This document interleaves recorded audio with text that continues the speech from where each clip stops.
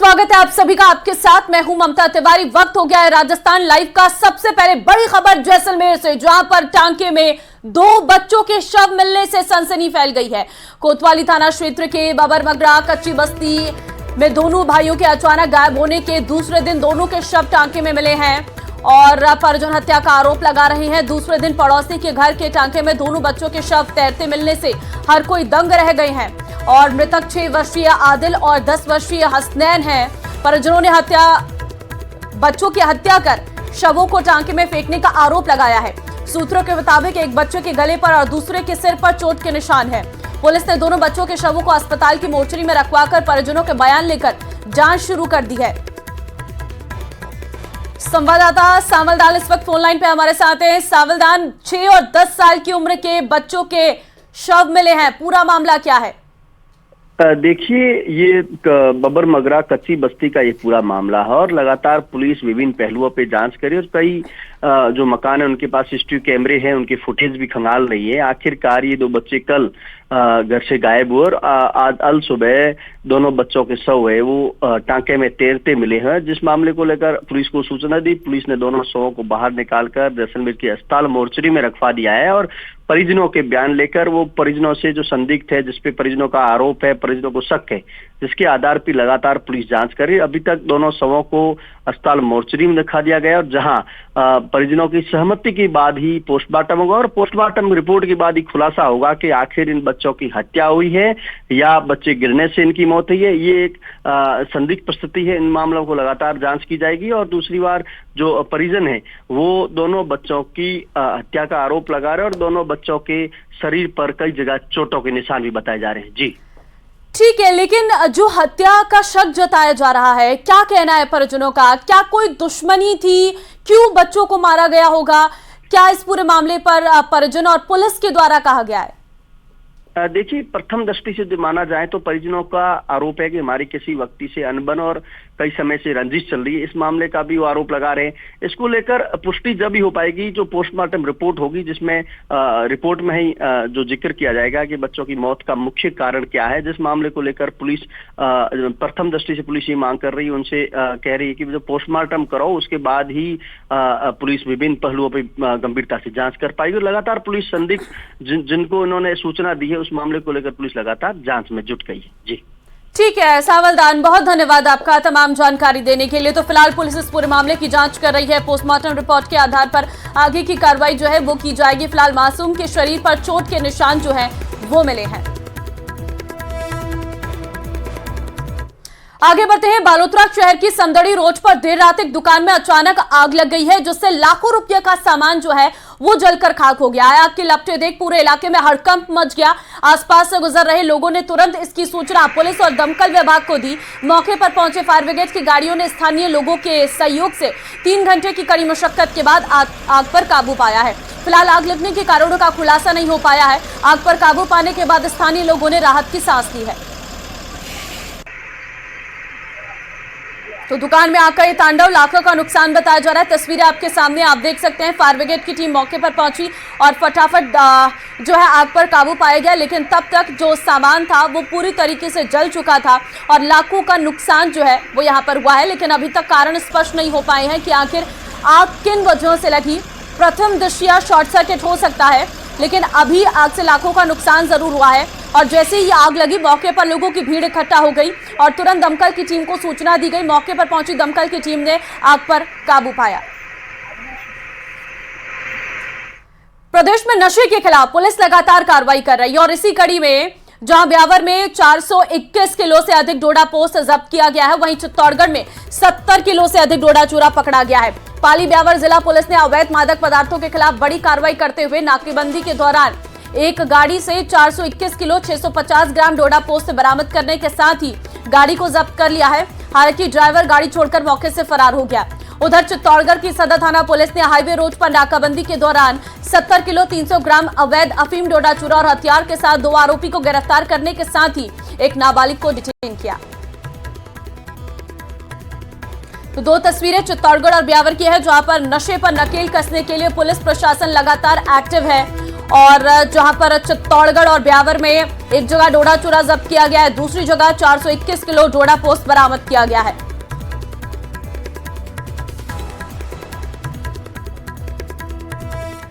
जोधपुर दौरे पर रहे केंद्रीय मंत्री गजेंद्र सिंह शेखावत ने कांग्रेस प्रदेश अध्यक्ष गोविंद सिंह डोटासरा के बयान पर पलटवार किया है। गजेंद्र सिंह शेखावत ने मीडिया के एक सवाल पर कहा कि प्रतिपक्ष पार्टी के अध्यक्ष होने के नाते उनका धर्म है और उनकी नैतिक जिम्मेदारी है, लेकिन कोई बयान देने से पहले उन्हें एक बार फिर अपने गिरेबान में झांक कर देखना चाहिए। तत्कालीन सरकार और आरपीएससी के नीचे किस तरह से पेपर लीक का नंगा नाच चल हुआ है।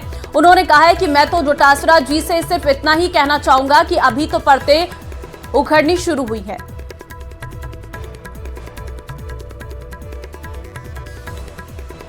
देखिए, गोविंद सिंह जी डोटासरा प्रतिपक्षी पार्टी के अध्यक्ष होने के नाते उनका धर्म है, उनकी नैतिक जिम्मेदारी है, लेकिन मुझे लगता है कि अपना हर एक वक्तव्य देने से पहले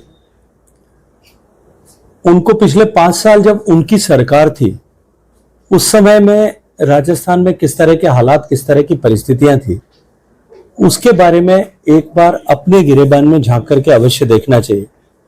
हम बार बार कहते थे किस तरह से युवाओं के भविष्य के साथ में खिलवाड़ हो रही है।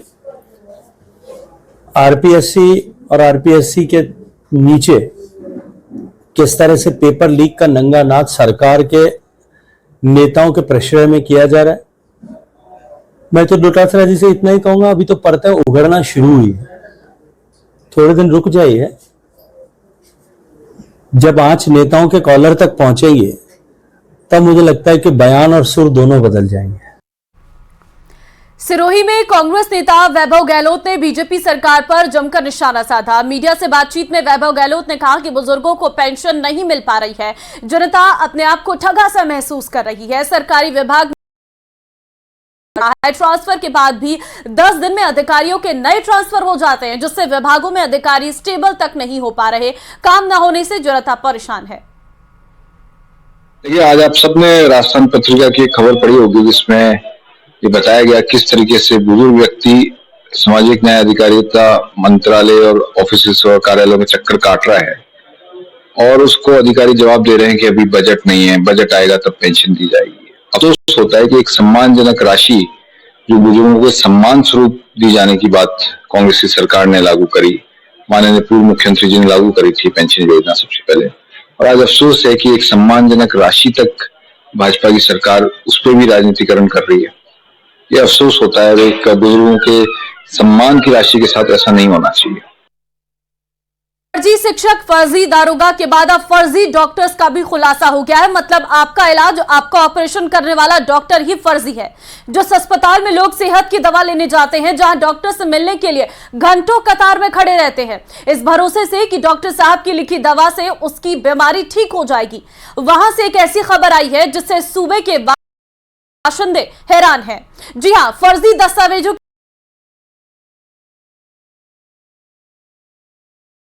आप ये रिपोर्ट देखिए।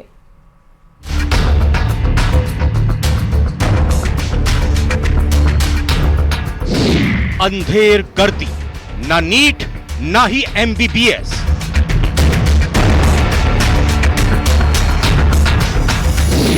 दसवीं 12वीं पास बना दिए डॉक्टर्स।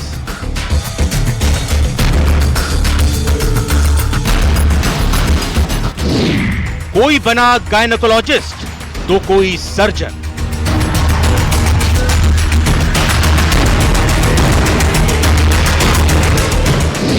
मेडिकल काउंसिल या फर्जी डॉक्टर्स की फैक्ट्री। भारत में डॉक्टर बनने के लिए सालों तक पढ़ाई करनी पड़ती है। सर्टिफिकेट के आधार पर कई अयोग्य लोगों को डॉक्टर बनाकर मरीजों का इलाज करने का लाइसेंस दे दिया गया। इन फर्जी डॉक्टर्स का बाकायदा राजस्थान मेडिकल काउंसिल ने डॉक्टर के रूप में रजिस्ट्रेशन किया है। ऐसे लोगों को डॉक्टर बना दिया गया जिन्होंने सिर्फ 12वीं पास की है, न तो उन्होंने मेडिकल की पढ़ाई की, न ही कोई इंटर्नशिप। ये जानकर आपको हैरानी होगी कि ऐसे लोग आरएमसी में रजिस्ट्रेशन के बाद मरीजों की जान के साथ खिलवाड़ करते हुए उनका इलाज भी कर रहे थे।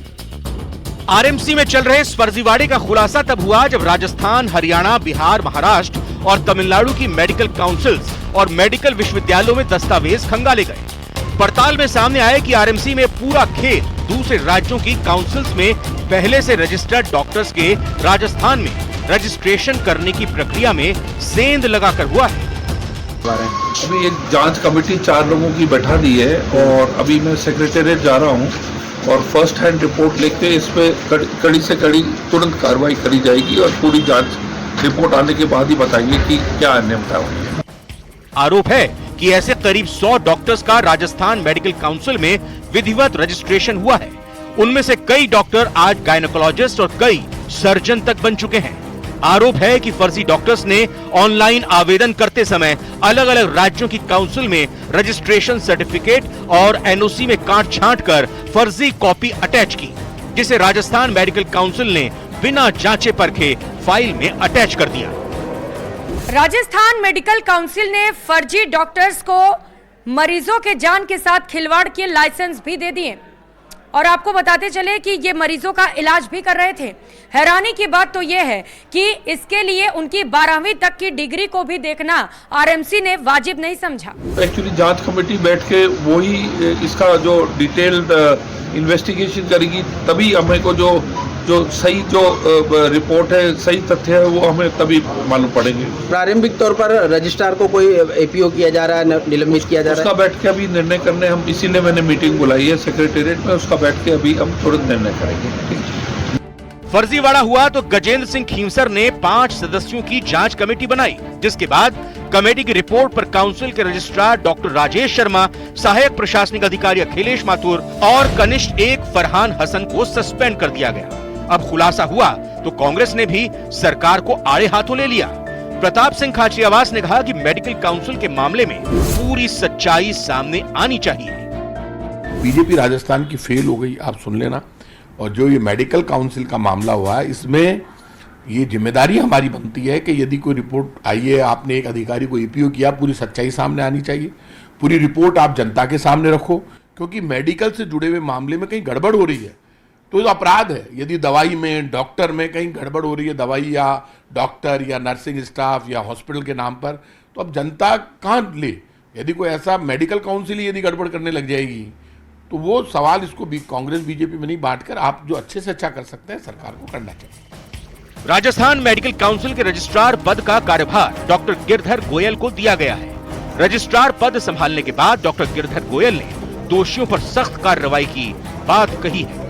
पिछले दिनों काउंसिल में कुछ ऐसी गतिविधियां रही है जिसके कारण राज्य सरकार की छवि धूमिल हुई है और उसके लिए राज्य सरकार ने एक कमेटी बनाकर उस पर भी एक एक्शन चालू कर दिया है। और जैसा कि राज्य सरकार की इच्छा है, इन पे सख्त से सख्त कार्रवाई होनी चाहिए और जो भी कमेटी की रिपोर्ट आएगी उसी कमेटी के रिपोर्ट के आधार पर राज्य सरकार सख्त से सख्त कार्रवाई होगी। फिलहाल ऐसे में सभी राजस्थान मेडिकल काउंसिल के रजिस्ट्रेशन की जांच जरूरी हो जाती है ताकि ये पता चल सके कि ऐसे फर्जी डॉक्टर कहां-कहां पर अपनी दुकानें खोलकर मरीजों के जान के साथ खिलवाड़ कर रहे हैं, कहां-कहां पर सर्जरी कर रहे हैं, ताकि पूरे मामले पर खुलासा होकर लोगों की जान को बचाया जा सके और मामले में सख्त कार्रवाई भी हो।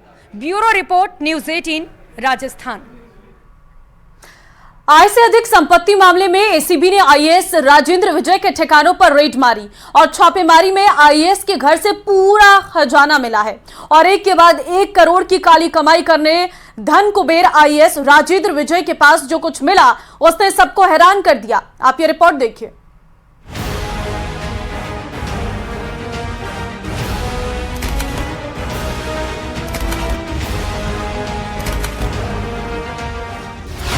आईएएस की संपत्तियां आलीशान, एसीबी के अफसर हैरान।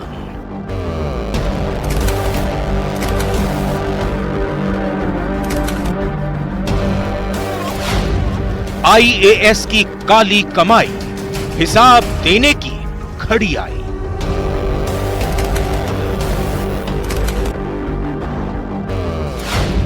करप्शन कर संपत्ति जुटाई, फिर एसीबी रडार पर लाई।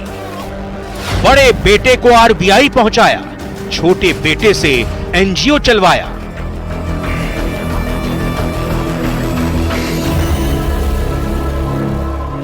तस्वीरें उस आईएएस अफसर की हैं जिसकी काली कमाई से एसीबी के अधिकारी हैरान हैं।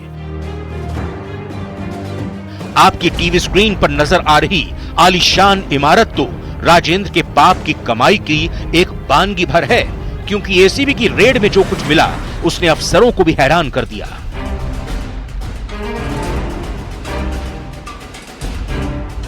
राजस्थान के सीनियर आईएएस ऑफिसर और कोटा संभाग के संभागीय आयुक्त राजेंद्र के ठिकानों पर एसीबी की टीम ने छापेमार कार्रवाई की है और कई चौंकाने वाले खुलासे हुए हैं। आपको बताते चले कि जयपुर में 5 करोड़ के शोरूम खरीदने के बाद वो हाइलाइट्स में आए थे। आय से अधिक संपत्ति अर्जित करने के मामले में कोटा के संभागीय आयुक्त रहे आईएएस राजेंद्र विजय की मुश्किलें कम होती नजर नहीं आ रही है। एसीबी ने आईएएस राजेंद्र विजय के खिलाफ मुकदमा दर्ज कर लिया है और वहीं पर एसीबी की सर्च के दौरान सामने आया कि राजेंद्र विजय ने अपने लोक सेवक रहते हुए करोड़ों रुपए की संपत्ति को अर्जित किया था, जिनमें आईएएस ने खुद के नाम से, उसके अलावा इस संपत्ति को, काली कमाई को अपने परिजनों के नाम से भी अर्जित किया था। जिसके बाद जयपुर, दौसा और कोटा स्थित ठिकानों पर एसीबी ने छापेमारी की। आईएएस के खिलाफ आय से अधिक संपत्ति की काफी वक्त से शिकायतें मिल रही थी, जिसके बाद एजेंसी उन पर नजर रख रही है। मंगलवार को एसीबी ने कोर्ट में अपनी जांच रिपोर्ट और शिकायत को रखा, जिसके आधार पर कोर्ट ने सर्च के आदेश दिए। बैंक अकाउंट्स या इससे जो भी संबंधित दस्तावेज जो इस केस से संबंधित हैं, वो हमने लेके और आगे जो अनुसंधान अधिकारी हैं उनको प्रेषित कर रहे हैं। अब तक के सर्च ऑपरेशन में राजेंद्र विजय के पास से 13 आवासीय व्यवसायिक जमीनों के दस्तावेज, टोंक रोड पर आलीशान मकान, अशोका मार्ग पर आलीशान शोरूम, 16 बैंक खाते में जमा लाखों रुपए, 2,22,000 से ज्यादा कैश, 335 ग्राम सोने, 11 किलो 800 ग्राम चांदी के गहने, 3 4 व्हीलर, बीमा पॉलिसी, 1 बैंक लॉकर। जगतपुरा में 7 नंबर बस स्टैंड पर एक निर्माणाधीन व्यवसायिक कॉम्प्लेक्स के दस्तावेज मिले हैं। खबर है कि एसीबी 13 भूखंडों के दस्तावेज की वैल्यूएशन करवाएगी। एसीबी की पड़ताल में सामने आया है कि राजेंद्र विजय का बेटा एक एनजीओ चलाता है, जबकि पत्नी के नाम से रजिस्टर्ड फर्म से ट्रेडिंग और कपड़ा कारोबार की खबर है। एसीबी को आईएएस राजेंद्र विजय के भ्रष्टाचार में कुछ और लोगों के शामिल होने का अंदेशा है। कुछ विश्वस्त लोग, विश्वसनीय लोग जो लगातार उसकी मदद कर रहे थे, उसने इतने बड़े पैमाने पर अवैध संपत्ति खड़ी की है। अब उम्मीद जताई जा रही है कि एसीबी का जो जांच का दायरा है वो और भी आगे बढ़ सकता है और एसीबी कुछ और लोगों से इस मामले को लेकर पूछताछ कर सकती है। आईएएस राजेंद्र विजय की काली संपत्ति उजागर होने के बाद एसीबी के राडार पर अब वे व्यक्ति भी शामिल है जो कि आईएएस राजेंद्र विजय के काफी करीबी हुआ करते थे, जिनमें उनका ड्राइवर भी शामिल है। आने वाले दिनों में हो सकता है कि एसीबी ऐसे लोगों से भी पूछताछ करे जो कि राजेंद्र विजय के लिए उनके सेवा काल के दौरान अवैध संपत्ति का लेन देन का कारोबार करते थे। आइए इन सब के बीच आपको बताते हैं कि कौन है आईएएस राजेंद्र विजय। 1991 में एसीएम पद पर अंडर ट्रेनिंग रहते हुए कार्यकाल शुरू किया। 1992 में उनियारा में विकास अधिकारी रहे। अगस्त 1993 से सितंबर 1993 तक सुजानगढ़ के एसीईएम रहे। अलवर में ADM city, DIG registration and stamp के पद पर भी काम किया। भरतपुर में अतिरिक्त कलेक्टर रहे। आरएसआरटीसी जयपुर में डिप्टी जनरल मैनेजर रहे। जेडीए में डिप्टी कमिश्नर रहे। बालोतरा के कलेक्टर भी रह चुके हैं। कोटा में ज्वाइनिंग से पहले आरयूआईडीपी में प्रोजेक्ट डायरेक्टर थे। सरकार ने भले ही राजेंद्र विजय को एपीओ कर दिया हो, लेकिन भ्रष्टाचार से अनाप शनाप कमाई करने वाले राजेंद्र विजय को सजा मिल पाएगी, ये भविष्य ही बताएगा। न्यूज 18 राजस्थान के लिए जयपुर से विष्णु शर्मा की रिपोर्ट। तो वहीं डूंगरपुर जिले के 84 थाना क्षेत्र के विजयपुरा गांव में एक महिला ने अपने पीहर में फांसी लगाकर आत्महत्या कर ली। पीहर पक्ष ने ससुराल पक्ष की प्रताड़ना के चलते आत्महत्या का आरोप लगाया है। पुलिस ने पोस्टमार्टम के बाद शव परिजनों को सौंप दिया है। वहीं मामला दर्ज कर जांच शुरू कर दी है।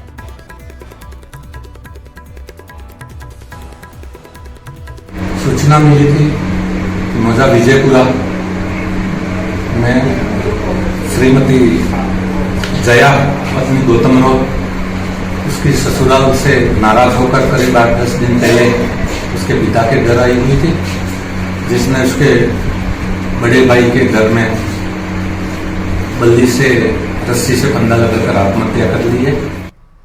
बूंदी जिले में नैनवा थाना क्षेत्र में सड़क हादसे में 2 युवकों की मौत हो गई।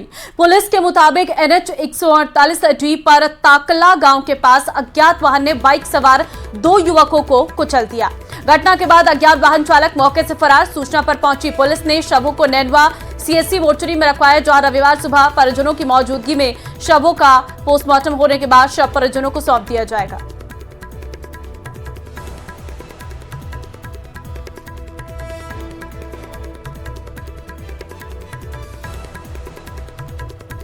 बारां के जबड़ा रेंज क्षेत्र में वन विभाग ने करीब 250 बीघा वन भूमि पर अतिक्रमण मुक्त कराया है और उप वन संरक्षक के आदेश पर क्षेत्रीय वन अधिकारी के नेतृत्व में वन विभाग की टीम ने करीब 250 बीघा जमीन से अतिक्रमण हटाने की कार्रवाई को अंजाम दिया। कार्रवाई के दौरान छिपा बड़ौद, अटरू, नाहरगढ़, अंता, केलवाड़ा रेंज के वन कर्मी शामिल रहे। आपको बता दें कि अतिक्रमियों द्वारा अलकापुरा और ऊंचावद गांव में वन भूमि पर अतिक्रमण कर मक्का की फसल बोई हुई गई थी।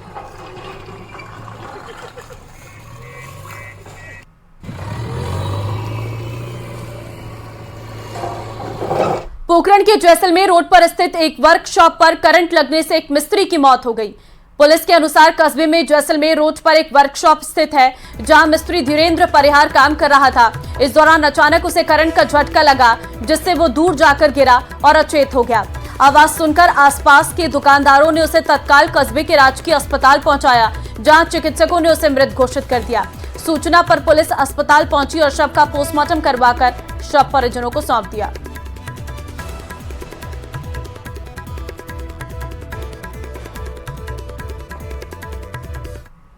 शारदीय नवरात्रि के चौथे दिन मां दुर्गा के मंदिरों में मां कुष्मांडा स्वरूप की पूजा अर्चना की जा रही। मंदिरों में आज सुबह से ही श्रद्धालुओं का सैलाब उमड़ रहा है। ऐसा ही नजारा उदयपुर वाटी के सकराय में स्थित शक्तिपीठ माता शाकंभरी के दरबार में देखने को मिल रहा है। मां शाकंभरी के दरबार में प्रतिदिन भक्तों की अच्छी भीड़ शीश नवाने उमड़ रही। श्रद्धालु मां के दर्शन कर खुशी और समृद्धि की कामना कर रहे। आपको बता दें कि शारदीय नवरात्रि को लेकर मंदिर की भव्य सजावट प्रतिदिन अलग अलग रूप में की जा रही है और अष्टमी और नवमी देश के अलग अलग हिस्सों में श्रद्धालु पहुंच माता शाकंभरी की पूजा अर्चना कर। डूंगरपुर जिले में शारदीय नवरात्रि तीसरे दिन गुजराती गरबा की धुनों पर देर रात तक गरबा खेला गया। शहर से लेकर गांव तक गरबा पंडालों में युवक युवतियां, महिलाएं, बच्चे, पुरुष गरबा खेलते मस्त नजर आए। शहर के सोनिया चौक में लोग तबले और ढोलक की थाप पर गुजराती गरबा की धुनों पर गरबा खेलते नजर आए।